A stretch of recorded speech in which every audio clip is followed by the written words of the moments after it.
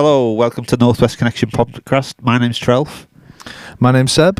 And today we're cranking up the volume on a female-fronted emo punk band straight out of Liverpool, Glass Nerve. Welcome, guys. Hello. Thanks for coming down. Thanks for battling the weather. That's right. Anytime. Would you like to introduce yourselves?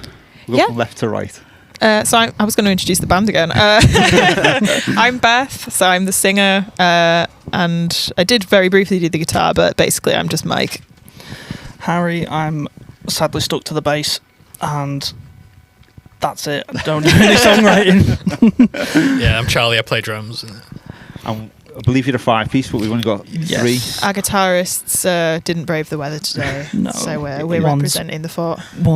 Aaron's braving it cold, and then Sean just doesn't live here. He lives in another country, technically, so we didn't expect him to come. Yeah, it's a bit wild today, the weather, isn't it? Pretty Thanks mad. for lots of for braving it. So how did Glass Nerve come about? I guess it's sort of been an idea for a while. So Charlie and I, we used to live over in Yorkshire.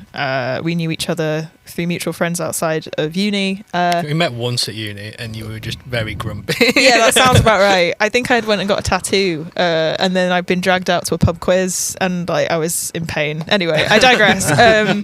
We both moved to Liverpool together about 3 years ago, and he plays drums, and I sing and play guitar, and I think we'd been doing some gigging over the summer prior anyways, so it just sort of felt right to see what the music scene was like in Liverpool. And we put the call out, and after several variations, we ended up finding Harry and our two current guitarists. Nice. Yeah. So where did the band name come from? That I think that was Brad, wasn't it? I don't know, because we just kept putting lists and feelers out for Yeah. ages. I think Like, it's what just that about thing this? Of, like, they're always shit. Yeah. Every band Yeah. has a shit name, like when you just read like what the words are. So it was just like Originally, I had us just down. had a big list of shit names. Yeah. Yeah, it was just like any book you read, anything you see, just write it down, see what sticks. Is there a meaning behind it? No. Technically. So originally, I called us Crash Band Recruits because I thought that was quite cool. But also, it's Crash Band Recruits. Oh, recruits. not Recruits. Crash Bandicoot. Exactly, that was the joke, but apparently it was too long-winded. So, one of our old players who was in one of the other variations of the band, we'd been listening to a lot of Don Broco, and I think it was Hot Milk as well. And one of their songs, we just basically we were literally taking words out of their songs and just like I think it was inspiration from something along the words. And Yeah, it's like you end up with like word clouds and like yeah, oh god, there were spider diagrams and everything. It's not a bad way to do it, though. A lot Yeah. of bands We do were like just- EPs and albums based off their own lyrics and stuff. Yeah, so. for sure. We were just throwing stuff at a wall and seeing what stuck. I think least after at a that while point. we were just like just pick two words, Yeah. and that's why we got what we got. Otherwise, it go around forever and ever. Pretty and ever. much, yeah. We had Montello and Anaid decided the night before a gig. No way. Oh, really? We need a name. That's going to be it. How did they even get the gig if they didn't even... No idea. Insert band name. Yeah. Insert. Yeah. That's actually not a bad name. There you go. So, what are your musical backgrounds? When did you start playing? It's a question to each of you. I'm probably the least experienced. baby anyway. Yeah, I am. His baby. I'm not the youngest in the band. It's now Sean, but I had a friend who played drums, another friend who played guitar in school, and at that point they were just like, no one in school plays bass, and they just shoved one in my hands, and that was it. And then I just kept playing, and then moved to university, and I just Rolled rolled with it. Tried to find bands, nothing ever stuck, and then I put a feeler out and found these guys. So that's it. That's like what 7 years experience in terms of playing and gigging, which is not a lot. Well, to say that you're only 8 years old, that's pretty that's pretty impressive. It's a big word for Elmo. Yeah. But yeah, there's not a lot going on in terms of my like background, I guess. Really? Yeah, I mean, my dad played guitar since like forever, and so I probably only started that when I was like 12. But then, drums was a bit later. I think that came from like Guitar Hero and stuff. 'Cause, like, it's actually pretty similar. Yeah. For like the drums, it's like you can do that. It's kind of a lot the same. So I just did that really. That's your origin I think story. that's the first time we've had the Guitar Hero. Yeah. Is it Rock Band? Is it Rock Band? Oh, the Rock one that's Band. yeah, Yeah. it is, isn't it? Guitar that Hero is kind of literally thing. solely guitar. I'm thinking, I missed that one. I thought they put drums in later. One of those. It was one of those kind of things. That missed that one. franchise. You just hit the guitar, don't you? Yeah. There's Well, drums yeah. on the guitars on our I've been playing guitar since I was about 10. One of my cousins gave me their old guitar because I wouldn't stop staring at it and asking to look at it. And from there, I think I think I must have been about 10 years old, and then I went through that phase where music wasn't cool and I wanted to be a prinny girl, which looking at me now, you wouldn't think it. And then picked it up again when I was in my late teens, and I've been gigging that since I was about 14. Singing, I've not shut up since the day I could start talking, so it's that's always been something I've been doing. Is it one of those where like the parents drag out like old videotape sort of situation? Oh yeah, I'm sure there's video. I mean, they say that I was the one that would like go start singing at people, but they used to be like, "Come on, Beth, come sing a song for such and such." Yeah. Yeah. You're saying to me like your mum used to like make you like sing in the car. Yeah, Makes like, you sing in we're the gonna car. we're gonna She's in the harmonise. shower by herself. I Yeah, suppose. we're just like gonna harmonise in the car on the way to school. I was like, do I have to? She's like, do you want to get to school? And obviously the answer's no. But yeah, so that's me. Can I ask you guys? So where did the sort of the genre sort of come from? Like, and with that, what would you say your genre is, or does it sort of blend, or? I think when originally Charlie and I had been gigging prior to moving here, it'd been more like my own sort of solo stuff, which is maybe a bit more folky and a little bit more acoustic and poppy. But I think all of us could say safely that sort of pop punk music, pop rock, indie, that kind of stuff is something that we all really enjoy. And when we moved here, I think it was an opportunity to try a different kind of genre away from what I'd personally been doing. And Oh, you just had a load of demos as well that were Yeah. like half done. It's like get other people in to finish these. And just took yeah, that. for sure. I think in terms of like our sound, I think we definitely take inspiration from bands like Hot Milk and Don Broco and Stand Atlantic and all that kind of Alternative. Yeah, in like the alt best, vibe the best that- way to describe it. yeah, for sure. But I think as we kind of took these demos and worked on them, they kind of just sort of evolved into how they sound, and I guess that's probably reflected in what we listen to, but also just how things kind of worked out in the end. Because it's quite a unique sound, I would say. Yeah. at the moment. Yeah, I think when we released our first song, a couple people said like this sounded like, is it Pretty Reckless? I think I'll take that. like their early stuff, and I hadn't listened to them in ages, so I started to listen to them again, and then did sort of agree with it. It was very much like it's not new pop punk and alternative. It's like sort of going back maybe 5 to 10 years. Yeah, I think That's what it sounds like to me. I think all the songs have a sort of a running theme in terms of them obviously having that kind of rocky sort of element and then also the pop side of things to them. But I think all the songs also kind of sound slightly different in a way. So it's probably hard to put a genre down on it, but I guess if you like guitars and synths and heavy drums, it's probably the best place to be. So if you could describe your sound in 3 words, what would you say? Oh Christ! Put you on the spot. With a countdown. I think there's energy. I think that I don't want to say it's like easy listening because it makes it sound like we're Bill Withers or something like that, but like, Yeah. you know, I think it's easy to listen to. It's like easy. It's got energy, and I don't know, I think It sounds a bit corny, but sort of bear with. At least I'd say maybe not underground the word, but because the music we do in Liverpool, there's none of it. You know what I mean? So at least in the area we do it in, it's hard to I guess find. it's kind of fresh. Fresh, better word for There you it. go. Underground fresh. Underground fresh / easy. The the hot new thing. Yeah. Yeah, how do you find that in Liverpool? Because I mean the sound is sort of evolving as well in Liverpool. It It's feels like just- very much like it sort of is going more towards a heavier route in a way. Yeah, I think, at least from my experience, when I've seen friends that do gigs and stuff, there's a lot of indie music in Liverpool. Obviously, a lot of people take inspiration from quite a lot of the local bands that have been there. Have you heard of the Beatles? think they were from there, actually. No. I thought they were from Germany. No. Oh, sorry, yeah. La Beatles.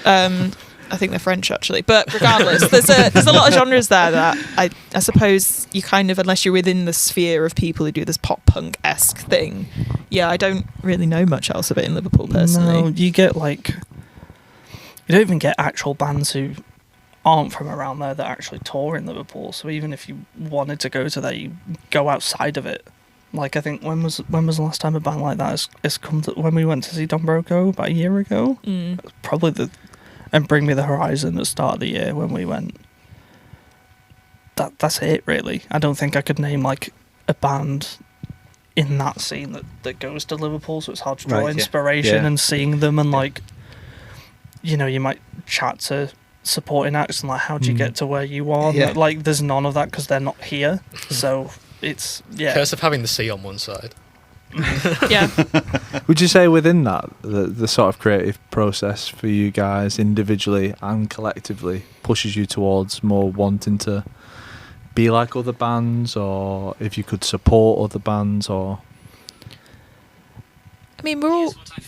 beg your pardon. That sounded like an answer coming. Here's what I found. Thank you for that, Siri. Yeah, as she was. Active listening. Yeah, they're always listening. I think having that inspiration from other bands, and I mean, when we've released songs, we will DM them and be like, hey, you know, if you ever need support, we're here.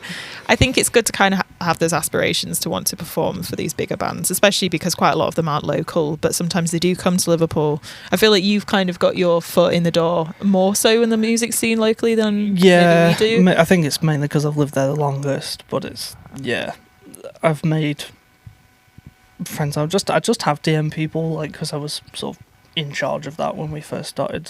Started doing it. He's young and he understands technology, so we were like, "Go on."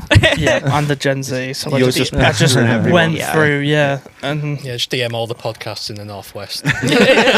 Hey. Yeah. I think we try to take inspiration from these bands without obviously trying to sound exactly the same. But I guess we also maybe have that working on our side, not knowing that many female-fronted sort of pop-punk-esque bands in the area, that we can kind of run with that. I mean, more often than not, we get compared to Paramore because that seems to be one of the only other female-fronted pop-punk bands in the last 20 years, but that everybody knows, should I say. But yeah, I think we take a lot of inspiration from what we listen to and try and put it into our music. And I mean, every song that's come out, there's been a playlist of... when we're sort of part of, I guess, the sort of pre-recording and production, figuring stuff out, is there ends up being like a playlist kind of mood board of 10, 12 songs of like, take bits from this and like make it... Yeah, within that then, do you follow themes? Because it seems to me, even with the album artwork or the single artwork, that there is that sort of minimalist sort of theme that's going on. So you do that creatively within the music, or is it just within the sort of album artwork? So the album artwork itself was something that... Well, I designed all the artwork myself. We were kind of trying to think of ways, to be honest, to kind of get around costs.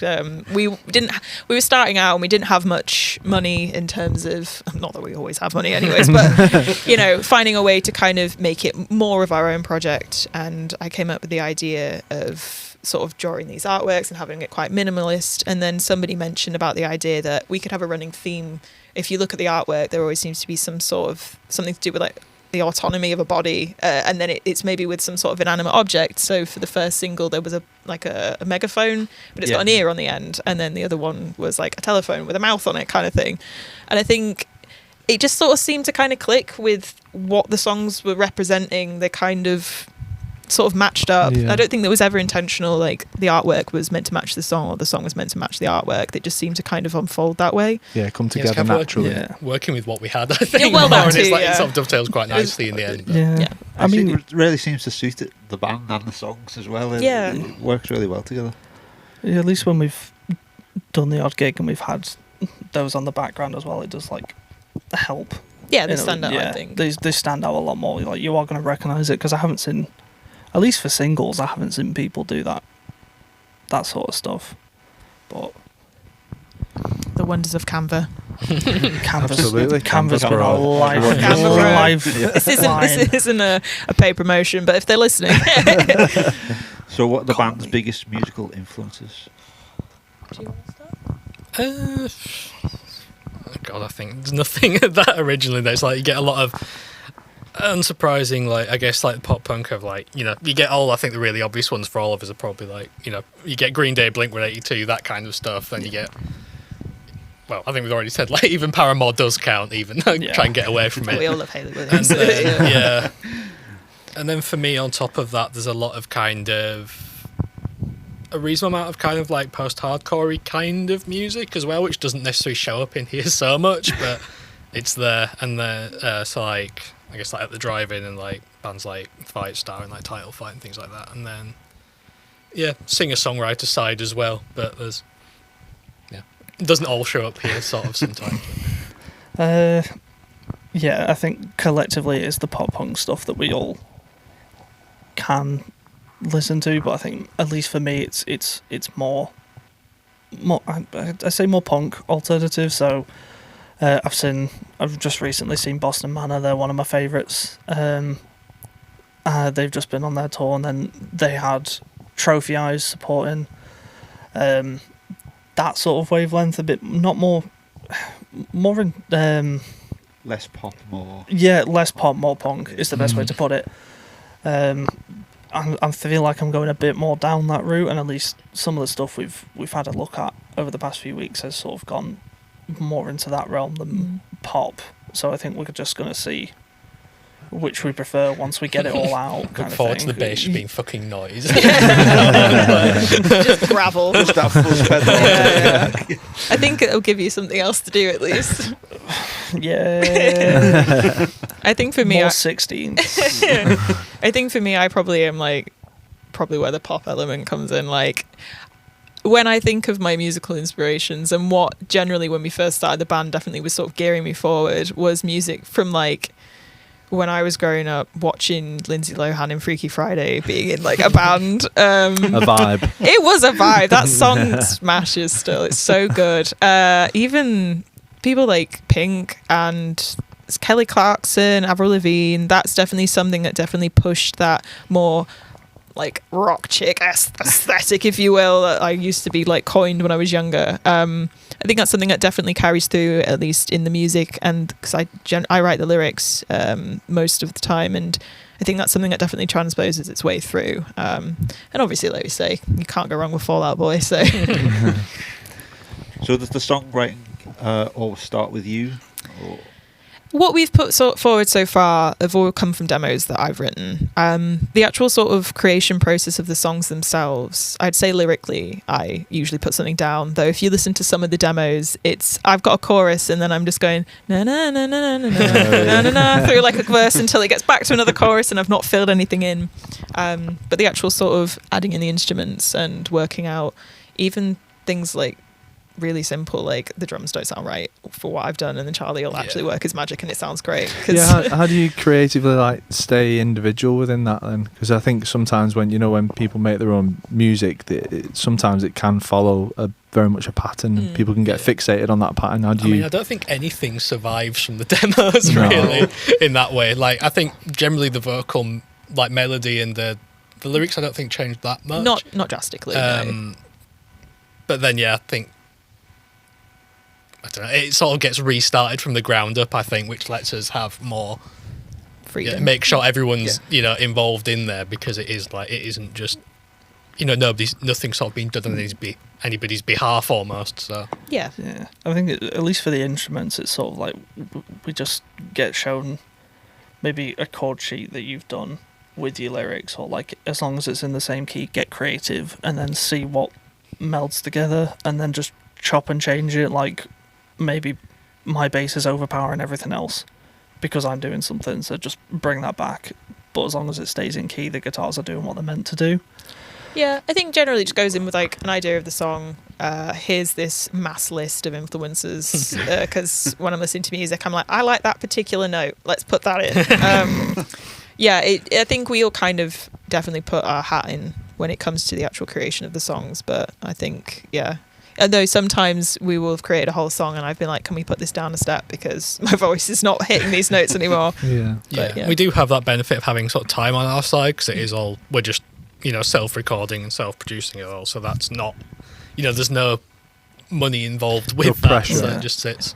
Well, only the pressure we put on Charlie. But it's like, it's sort of like, you're not kind of stuck with it if you've gone somewhere to record it and spent a lot of money and gone, oh, actually, no, we need to change all this. It's like we can just start again, kind of, as well, which... It's funny because Seb said to me before we come in, he said, the band sounds like they use the same producer for all the songs. Yeah. It's all made in-house. It sounds like it's been made collectively in sort of one effort, like continuously, which is nice. That comes through, yeah, mostly the same tools, the same rooms. You found your settings, you're happy with that. Most stuff gets reviewed again, but I guess because it's always me and it evolves a little bit, it kind of, it's not like it's jumping around to different people in terms of... So are the songs evolving as you record?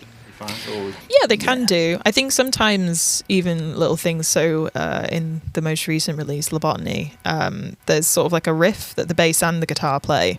And there was a very, very light idea of it in one of the demos. And I think you and the guitarist at the time, while we were all in Charlie's little office/studio/man cave, all kind of like, actually, what if it was like this? And then we sort of little ideas, and then they get recorded. And then sometimes we'll have different sessions where we'll deliberately come through with the idea of getting the whole song tracked out for one thing, like the bass, for example. So I think quite a lot of the creation does happen in that room. And then we just spend our practices like honing in and then being like, actually, let's just change it all.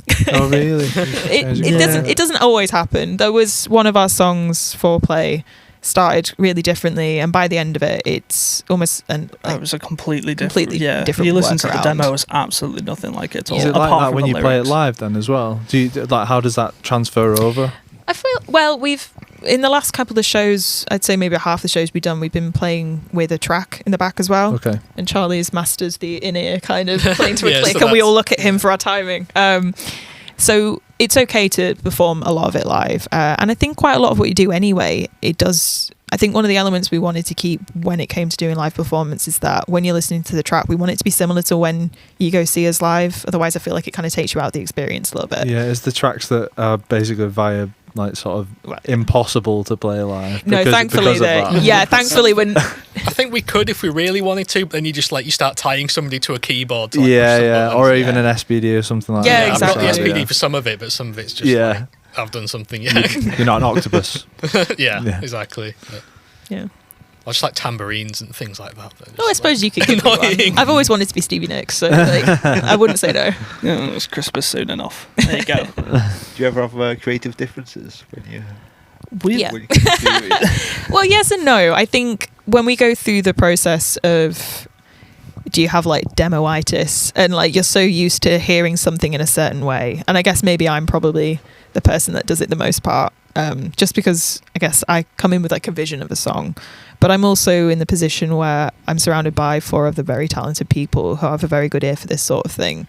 And Charlie might be like, I think maybe this actually probably sounds better, or Harry's like, oh, this bass I think probably would be better with this sound effect. And I'm like, actually, that is very true. And sometimes I have to put my ego aside a little bit. Yeah, I don't think there's anything that's makes us argumentative or anything like that. It's just a I don't know, maybe one of us has tried to write a part, maybe Aaron or Sean are trying to get guitar parts between them, and they've just been going over it and over and over it. They've just sort of rotted their brains a little bit, and then it's just give it a minute, and then maybe one of us will mess with the guitar for half an hour, and it's just try that, and then they go on and try again. So it's never anything that causes any hassle, but I think it takes us a while to smoothen things out as it gets more in depth with making a track. And I'm thinking now on the stuff that we've put out, there's nothing that I regret being on there, which I think is one of the acid tests. But then it's does that just mean that I won and everyone else resents the choice that I made? This sounds just how I wanted it. Good. I feel like we always as well, whenever Charlie runs out one of the masters, or before he masters it, should I say, you're right, this is how it's sounding, what are your notes, what are we thinking? And we always come to some sort of conclusion. But I think generally, because we've all kind of got this idea of what the band is musically, a lot of the time we're quite lucky in the fact that it does sort of just work out. Yeah. Would you say there's a vision with the sort of short-term or long-term idea of that? I mean, I guess it works for us now. In an ideal world where we get, well, obviously, unless Charlie wants to continue doing production sort of on his spare time in the evenings, it would be nice to go to sort of another studio, even just to kind of see what they can offer. And if, we go down a different route for a different sound, is that something that they might be able to cater for us, or more expensive mics, that kind of thing. But I guess at the moment it works short term for us for sure. I think it's more just keeping moving forward, isn't it? Yeah. Just being pragmatic. So it's a boring answer to the question, but for me, there's not really any aspiration almost at this point. It's just like keep ticking forward, see what happens. Keeps costs down and all that sort of stuff. So it's always a plus. Cause he lives in it. So moving on to your live performances, what's been your favourite show so far? Oh, that's a good question. I'd say when we did Zanzibar, probably. Zanzibar, yeah. We did that last year. Yeah, that was a good one. I enjoyed that. Yeah, that was just a good evening generally. I think that was like our second gig. So we'd already kind of got the first one out of the way. The sort of pre-nerves and thing like, how are we going to sound? Like, we've actually created something now and we have to go show people. I think Zanzibar was a nice gig because the venue's good and the people that were also playing were also really sound. I enjoyed that one. What would you say was yours? I think by then we had most of the... Yeah, a lot of the songs were mostly kind of ready as well, because like the first one's like this, we're just sort of... How many songs did we have out at that point? You sort of phone it in on the songs that you've kind of mostly written, but not quite. It's like, it's something you notice, but I think by then... Yeah, I think, for me, that was a good gig. I really enjoyed... we did one at the Casimir Stock Room last December, and I think of all the people that came to see us, it was Harry's parents, his girlfriend, my girlfriend, and that was like it. I think it was there any? I think that was Brad's brother. Oh, and Brad, who was one of the guitarists at the time, his brother came, and his partner, and that was like it. I think when the headliners came on, I think it was still just them, and then there was just like, I presume they'd been in the beer garden beforehand, like the actual pub part. Well, yeah. And they must have heard it, but there was just like a random couple that came in. But then outside, but then where you can't hear us, there was a jazz band. There was a jazz band just with a dog, just sat around this little fire playing. So you can't hear us over jazz. Yeah, people came for like live music tonight. It's like, this must be it then. You've got two choices. I think for me, also jazz. I think for me that sticks out as probably one of my favourites. Not because it was necessarily our best, but because it was just such a randund sort of collective of different things. I think we saw a rat outside as well, and we were like, well, it's Liverpool, what do you expect? But and I think it was just before Christmas. You were in a Christmas jumper that said Lidl on it. I had a little Christmas jumper. It was a great time. It was a weird one, but we were doing a cover of Natasha Bedingfield's Unwritten. And I think that was like the first time, I feel like in my head, we'd really all kind of got together and knew what we were doing with it. And it sounded so good. And then I was like, a room of 5 people got to hear that. Like, woo! It's better than 4. Started from the bottom. Everyone's had those gigs, haven't they? It's literally it's them at the other bands and like some like girlfriends and family, and that's like it. Yeah. Do you have any pre-show rituals? I feel like we go get something to eat before, don't we? If it's like a gyros or a Mackey's or something like that. I think personally, I just kind of try and move around a bit. I do the stupid vocal warm-ups when nobody's looking or listening. I don't know what you two though. I mean, at least in the first few, because we were doing it in like pubs and stuff, I wouldn't necessarily have a shot and get hammered, but it's nice when you don't have to drive. I don't have to drive. I only live around the corner, so it's just like, you know what, just a Guinness, calm the nerves, but just a pint of Guinness and just sort of like sit there and just try my best to like not cock up. It's like, is there something I'm missing? Is there a song we wrote? I just get in my own head about it. It's like, is there a song we've written that I haven't released that we were gonna debut or something like that? It's like, what's the first note for every song? Thankfully, all the songs are usually major notes around G, so like you can kind of guess it. Do you? I don't think it's necessarily a ritual. I've become conscious that I pace a lot. Yeah, you do pace. To say that you sat down for the best part. It's nice to move about, but half an hour, 45 minutes, then means sat down. But yeah, I don't think that's not necessarily a ritual. I don't think it's Yeah, I don't have much choice in doing that either. I just do it, but I've now noticed that I do it, which is making it worse. Yeah. So you've mostly been around Liverpool. Are you planning to venture out to other cities? Or? It'd be nice to. Yeah. I know a few friends in some bands that sort of do the circuit in Manchester. Yeah, Manchester's got a good scene at the and there's some moment. good stuff. And it'd be nice if we could get something going out that way. I think. Sorry, go on. No, go on. Continue. Oh, Please. Please. So polite. Talk over you. So polite to each other. Yeah, it'd be nice to go out to some different places. I mean, Charlie's originally from Leeds, so it'd be cool to sort of branch out into these other spots. Yeah, Leeds has got a good vibe at the moment. Yeah, I mean, we lived in Hull for 6 years, which, you know... Anywhere has a good vibe. Anywhere has a good vibe. But but there are lots of cities in the north, which I think would be really friendly to have us there, and I would be more than keen to... I mean, Wigan's take getting a us. good vibe. Really. Hey, this is what I heard. A Wigan kebab on the end of the shift sounds great as well. Pay me. I have not had that. No. Have you not? Oh, come on. God, why I'm going to the wrong venue? Yeah, I think we Have definitely. you got a gig in Warrington? Or something? Yeah, I've got a solo gig in Warrington. At I think it's Peggy McGough's on the 18th. That's like an up-and-coming venue. Yeah, as well. There's been a again, I few, think- like alternative bands play there. Yeah, I hadn't heard of it myself, but it's quite central as well, and there's quite a lot of people playing on the night that I'm playing, so it should be a good show. But yeah, we're trying to sort of slowly go slightly further afield. There are enough places in Liverpool we haven't played still, I think. I mean, There's that too. loads, Yeah. yeah. You're just happy around Liverpool. We're happy with whoever books us. Let's put it that way. But no, we would like to try other places. I mean, you've in your other projects have flown out to Guernsey before, so you know who knows where it'll take us. Yeah. Do you get any nerves or stage fright sort of style stuff when you're performing, or maybe did at the beginning, it's gone away now, you're superstars now? I think we've been pretty cohesive from the first little show that we did. To be honest, there was You've never not like had any. They didn't give you nerves or anything. no, I wouldn't. I wouldn't say so personally, but I suppose we put you at the back though, don't we? true. I don't know. I think because I've been gigging since I was for literally like nearly 15 years. For me, I've played in enough pubs and had enough people not listening and people listening too much, and making it very aware what they think of my music.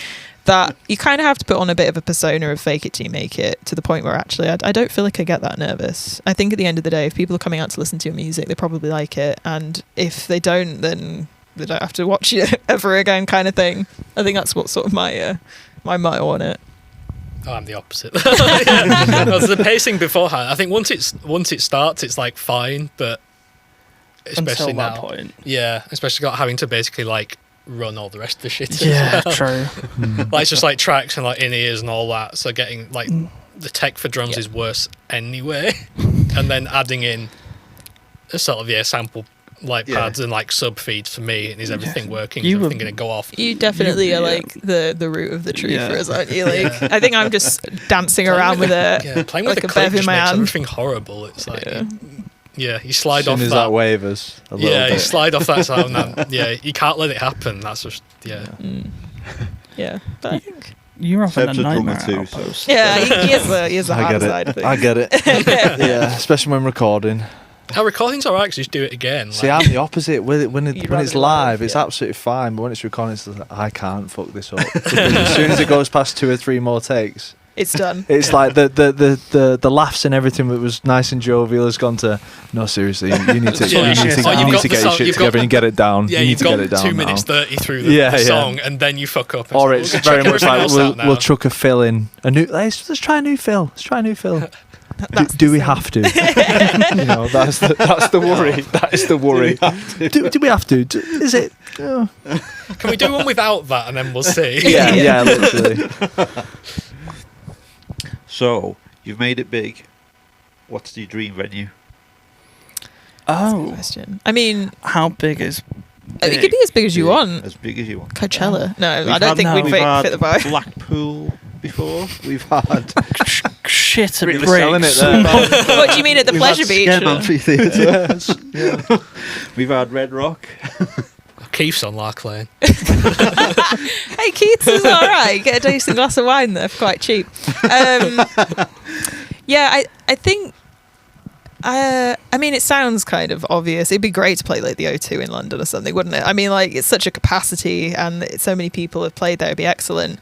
But I really kind of get more of a high off of playing a slightly smaller venue with people that are really keen to come see you. I really like the Apollo in Manchester. I think that's a great space. The Ritz as well. The Ritz in Manchester is such a good venue. But I guess if we're really going for it, why not like Madison Square Garden? Let's just go the whole hog. I'd probably if it was going to be like bigger, then something like the Ritz would be amazing. Especially like, some of the Manchester venues are great, but absolutely massive Madison Square Garden, or I don't know, fucking Super Bowl halftime show or something. Like I'm not learning a routine as a shark like the Katy Perry one. Like that's not happening. Not barge on the middle of the Mersey. Hey, that ferry goes like constantly all day. We could get some coin. That'd be cool. I've got little dream venues, Charlie. I haven't really thought about it. I'm now just thinking of like wherever you go, looking stage lights anyway. I mean, you can't see where you are anyway, so you can just pretend.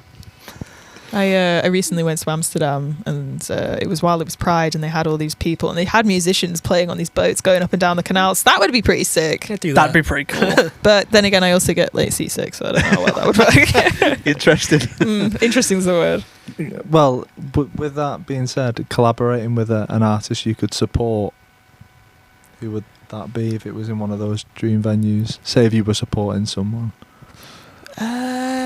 I think on the barge boat in Amsterdam. Don't get me started. Exclusive party. I'd start with drag artists. It's probably a slightly different vibe for who I would have supported compared to the rest of the band. It's like Eurovision. Oh gosh! Oh my god! Lasherton By would be playing in the background. No one's business. But I recently went to see Stand Atlantic, and Honey Revenge was supporting, and they were equally excellent. But I'd love to support Honey Revenge. They're like this band from California.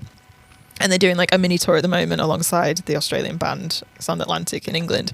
And the energy was just so cool. Like all the members seem sort of very similar to me personally. And I think a lot of what the music elements that come through, and again, having like a female fronted band, I think would be an excellent thing to support. So I'd have them on the barge with me. I've seen them. I saw them twice in a week last week, so I would definitely have to say Boston Manor, but like they're from Blackpool, which is where I'm from, so it's just like nice seeing them go from where I was, whereas there's even less of a scene, at least in the northwest of England, to selling out in the Ritz in Manchester and Kentish Forum down south. Like it's awesome, just dead cool, and they released their new album, which I'm absolutely in love with. So I think collaborating with them or supporting them would be absolutely brilliant for me, I think. Easily. Who'd I pick? You have any dreams or aspirations, You've had the Charlie? longest You've time got to some think. I'm too like actively listening to everyone else. He's weird, not the pessimist of the band. Let's go with Charlie Simpson. So he's busted, but his fights start and his own stuff, and it's like a mix of things, and I kind of enjoy all of it, so I'll do that. That's realistic. They were just playing in Scarborough, so you never know. So what would the walk-on song be as you come out to get you fired up? So we usually start our set with the same song, which was the first one we dropped. At the beginning, you guys do a bit of a hubbub and like elongate the set, and then I just saunter on as it starts. Like, what's up, guys? Make a big parade out of it. I think that would be fun because it starts with the guitar and it's just sort of like hammering it down. Almost sounds like the beginning of "I'm Not Okay," but and then everyone's like, "Oh, they're playing My Chem," and then we start singing our music, and they're like, "What?" Yeah, I think that would be great. I think it starts the energy of the set regardless of which venue we're playing in, and I think having that in a big venue would be excellent because it's quite distinct and obvious that that's the song we're playing. If you know our discography, that is. I think I'd agree because like at least waiting for you to come on and just having that little 30 seconds of everyone coming in one by one, like we've all got smiles on our faces and we're all waiting to sort of get everything going. Now we're all like we're actually starting to play, like we're switched on. So I think Meat Point's an easy opener. I think it probably will be for quite a while until we release more music. Until something else. Until we actually release something else. Yes. Yeah. How do you navigate your sets? So, do you make them sort of? Do you use transitions between tracks, or is it usually, do you have like specific talking points? Do you have intros, sort of? I'm usually the one given them the task of waffling in between, No, really? which, if you haven't already guessed, is something I don't particularly struggle with. Like everyone's tuning. Oh yeah, there was a few instances. I think our guitarists, our two current guitarists, they're not afraid to use a capo live. That's fine. We're all musicians here. We know that they need to be used. So there's less having to do so much tuning. Maybe it's in between as much. But we sort of also take time in our rehearsals to work on transitions in between the songs. We have pretty much had the same set list for quite a while We don't now. have that many songs. Because we've only got we have quite a few that just we haven't recorded or properly practiced them, have we? But how many in total? I mean, out at the moment we have 4. We've got 2 that are pretty much in the position at the moment, I think, that are like fully fledged songs, and then you always have at least a cover or so to go. Yeah, so basically we can do 6 songs at the moment, and that's kind of that's quite a lot for me. So it doesn't change much. Yeah. Which makes it easy for us as well. I think so. I think it also, because we've played it so much, you kind of have that ability to kind of play with it and make it our own as well. Every time we do it might not be exactly the same. But I think in terms of like the in-between rambling, that's usually my job. And you have a mic as well, so you can just tell me to be quiet. So what's the weirdest thing that's happened at a gig or at rehearsal? I don't know. We had that little super fan at Outpost. Do you remember it? Yeah, I thought that was quite endearing though. Maybe I like the attention. Yeah, we had the last gig we did at Outpost in Liverpool. We were just supporting. We weren't the headliners. There wasn't a big parade about us being there. And then I think it was on Instagram, our band page. Because I have access to it. I just saw a message of someone who was just like, "Oh, I'm coming to the gig," and I was just like, "Great, I appreciate it." Like, we'll say hello. And then the messages just became really, really frequent. Like, I'm flying from Ireland, and like this, that, and the other. And it was like, that's nice, but it's strange, but that's actually just a really nice thing to hear as well. It is a nice thing. I don't think they travelled. They travelled for the headliners because I think they've seen them a few times. But it was just like, I think that was just the first time we've ever had somebody seem odd. Like, I don't know. I think it's the first time for us that we'd had somebody that seemed actually so like set on like us as people. It was kind of a bit surreal and like, oh wow, they really like believe in our music, and that's really endearing. It's kind of a twist on the question. That's the strangest thing that you ever get. It's like, oh, there's somebody that then knows you that you don't. Yeah, I think that's like, strange. It was never. You come to see us. Find my number online. It was never a bad thing, but I was just like, what am I meant to do? Because I don't tell them like, oh, see you there, because that sounds dismissive. That sounds dismissive. Yeah. But I didn't want to message them back and just be like, oh great, we'll sign stuff for you and take a photo. Who the hell are we? Like, it was. I know what you mean. Yeah. I think that was like the first time we were like, oh, we've not experienced this before. But that's really great and really nice. Do we give her a t-shirt? I think we did. I hope so, because she deserved one. I mean, she might have. Not going to pay for a flight. I was going to say. Well, I don't know. Got a t-shirt. Got something out of it at least. Yeah, I think that was like the most like surreal thing we've probably experienced so far. Yeah. Anything at rehearsals? Anything? I mean, there's always the story of Slurpo, the amp. We always used to get this random amp, like where we rehearse. Generally, it's great, like it's a really nice space, but they always have amps, and not every single one of them works. And there was one, I don't even know what the actual brand is. Supro, isn't it? It's Supro. I thought it was Slurpo. And from then on, they've been called Slurpo, and there's been different variations. There was one that had like denim on it, so that was Country Slurpo. There was a little one that was Baby Slurpo, and I feel like that's kind of our mascot in a way. We did make like a little AI generated cat as our mascot, didn't we? We're just a bit weird, to be honest. I feel like everyone's a bit weird. We're all a bit weird. Just inquisitive. When you do like 2 or 3 hours in a really hot room and you're all dehydrated, you're like, this is hilarious. And then you look back and you're like, God, we're freeze. Is there any bands currently on the scene that you can big up that you really enjoyed gigging with? There was one point when we had a new guitarist and they unfortunately had to sort of leave, and they ended up going back to one of their old bands. Is that Make Waves? Make Waves, yeah, that was. They've got some really good energy about them. Carl and Make Waves, they're dead sound. They've got a couple of tunes out, and they gig quite regularly. Pretty frequently in and around Liverpool. I don't know if they go much further, but they're dead sound. And then they're kind of like pop punk esque Yeah. sort of vibes, and it's nice also to kind of find people that do sort of a similar genre. And they're really great. I really like what they were about. I don't know if they're still active. Another pop punky kind of band, Twice Shy. They did release an EP like start of the year, end of last year.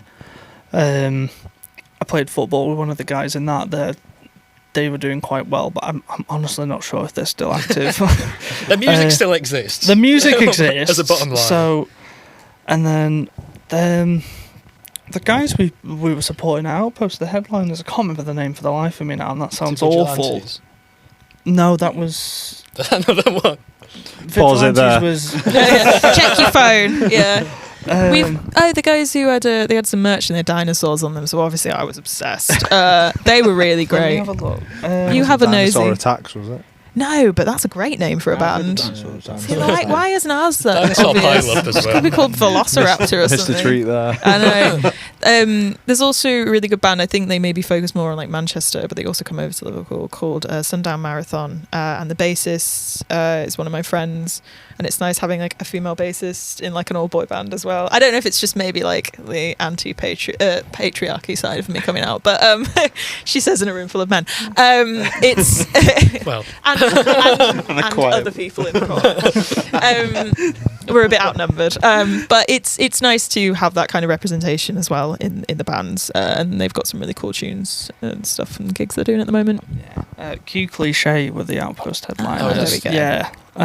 Yeah, they were brilliant. And then Vigilantes was, I think that was Kaz, wasn't it? That was Casimir, but they were very much a different vibe to us. Still good though. They were very good. I do like Vigilantes a bit. I like got an American sound, very Yeah. American Yeah. sounding. They've got Very like a polished. polish. Really put together. That's exactly what I was Yeah. thinking. Yeah, they're very good.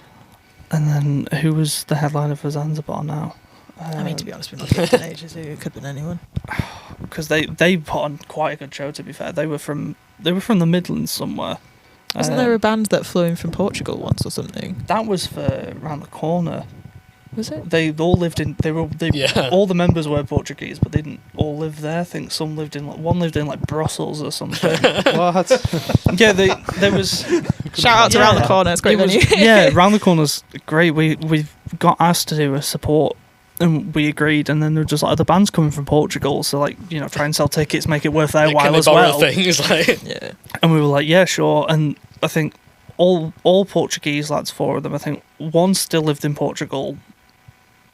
1 lived in London, then 2 lived in Brussels, or 2 lived in one and one. So they all just collectively decided to just go to Liverpool They do. And they were like, for let's- one gig, and then afterwards after the gig they just got absolutely shit faced and had a party. It was just like it was.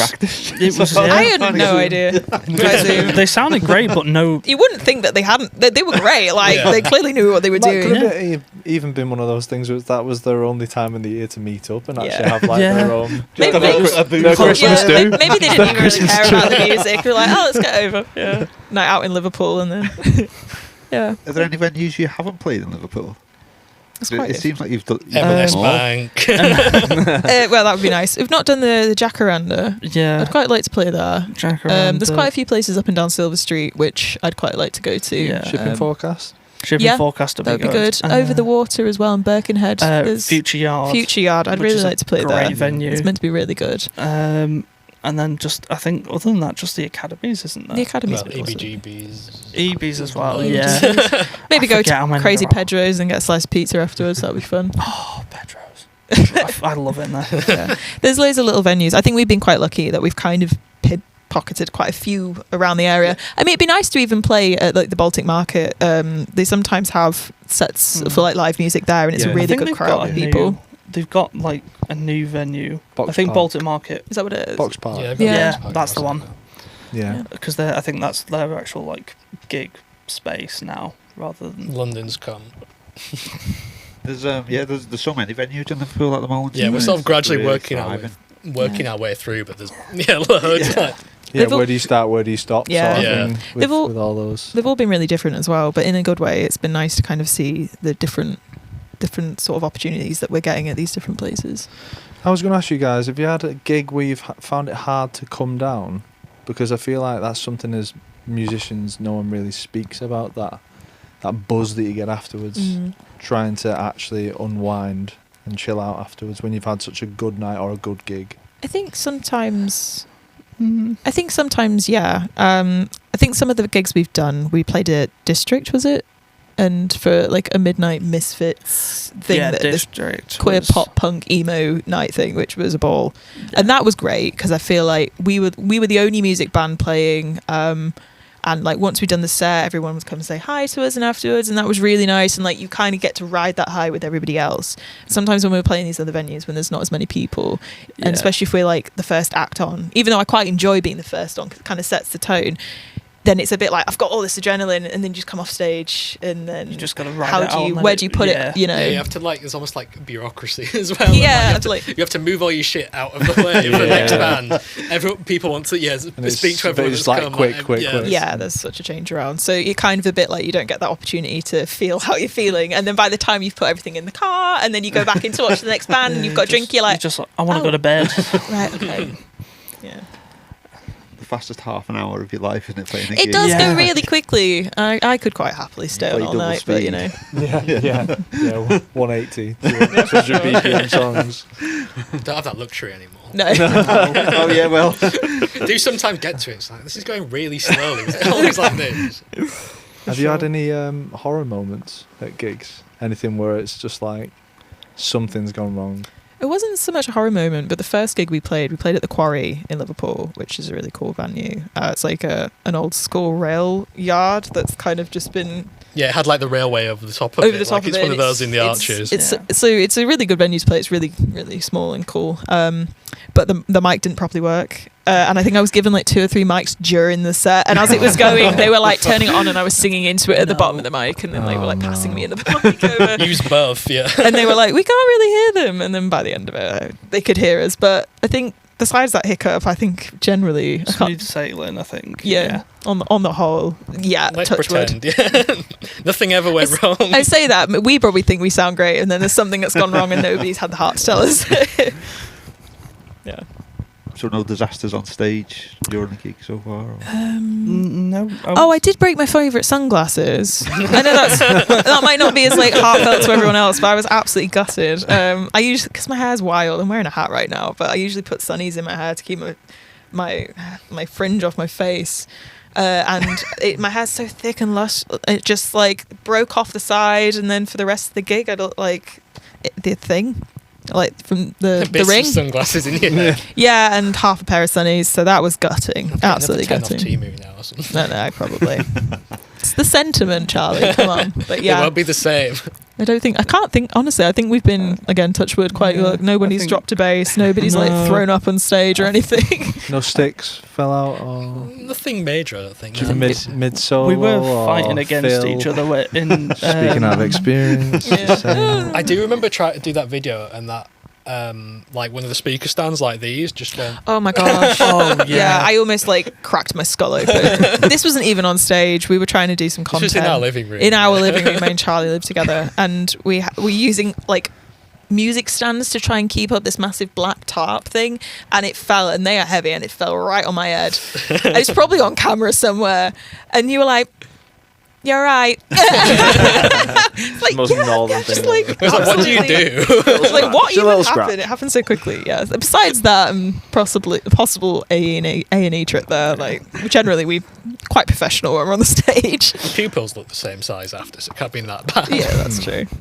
I think round the corner we did have to fight each other because there was 5 of us on stage. Well, that's more. That was a pain in the arse. I think you probably poked me with the back of the bass several times. And then Brad was poking me in the arm because it doesn't help that everyone's right-handed as well. Yeah. It was a small stage, and then I stand pretty much like behind to the right of Beth, and I've got a full-scale bass, and then one guitar to the right of me, and then another. Old guitarist Ollie was fine by himself, poking the wall, but then we were all just in a line, just stabbing each other with our instruments. That was a bit of a kerfuffle for like half an hour. But it's great being a drummer sometimes. I know, he sat at the back. He was sat at the back as Larry. Once you get in, you have to like climb in. Yeah. Once he's got all his like sample pads around him, he's pretty much boxed in. Yeah. If he needs to get out, it ain't happening. Yeah. Yeah, if there's a fire, that's it. Yeah, bye, Charlie. So, have you got any new releases on the horizon? It's about me pulling my fucking finger out, I think. I didn't want to say it. The other two are going to start giving you dates now. Yeah, that's the thing. Put the pressure on. Yeah, we've got a song which is called One Night, which we're hoping to get out very soon. It's pretty much like 80% of the way there, I'd say. We've played it live. It's just kind of transposing that energy and getting it into what we want. But I think that's probably going to be our next release. We've got a couple of other things we're working on, and we're hoping to kind of do some sessions together when all 5 of us can all kind of be in the same room and sort of hash out some new stuff as well that maybe isn't relying on the demos that I've got a mass catalogue of that are all terrible. Do you find it hard to get to translate the energy onto a track, onto a recorded track, or? I think it's different, but I think we still sort of match the energy in what we do. Maybe for me, it's more the other way. Do you think? It's getting the live to be more like the recorded thing, because we kind of when we're recording it, I don't think too much about how is it gonna work. Like, just do all the things on the recording that you think you want to do. It's like, all right, now there's 4 guitar parts to go between 2 people. I think now that we've kind of got the whole playing to track thing sort of down, I'd like to say, even though it gives Charlie severe anxiety, it sort of adds maybe more of an atmosphere when we're performing live. I think that I think they're different experiences, but in a good way. Even though I said at the beginning it's nice to kind of have that cohesion between what you're listening to is going to be what you see. I do believe that, but I also think you kind of have that extra special feeling of when you're listening to your favourite song in your own at home through the headphones, and then when you go see it live, it's a completely different experience as well. Yeah, I mean, even we played stuff in my band that's one of our more popular ones. Definitely doesn't sound the same on the track, even though we're playing everything the same. It's just a different feel. So I do get that. Yeah, for sure. Yeah. When are you looking to release that then? Come on, we're on a date. I want to say just staring at him now. before the end of 2024. It'll be a nice one in time for Christmas. We'll put some bells on it. Yeah. Perfect. Hey, you know what? If you can get a popular Christmas song, you're minted for the rest of your Yeah, life. that's it. One number one and we're sorted. There we go. Yeah, I think within the next couple of months, it's realistic to get that one out. I think she says. I think so. But we've also got quite a lot of other projects that aren't a million miles away. I think just kind of need that session of sitting down. So I'm hoping that once we get one out, it'll be kind of this sort of waterfall effect of other bits and pieces coming out for other people to listen to. Or if they just come see us live, they get the full experience, you know? Yeah. The whole catalogue on display. One night only. What would you hope fans take away from your music, realistically?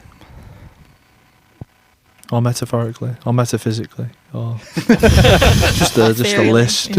That's too much for a Monday. I think for me, maybe I'd like to think that when people listen to their music, they just sort of enjoy it.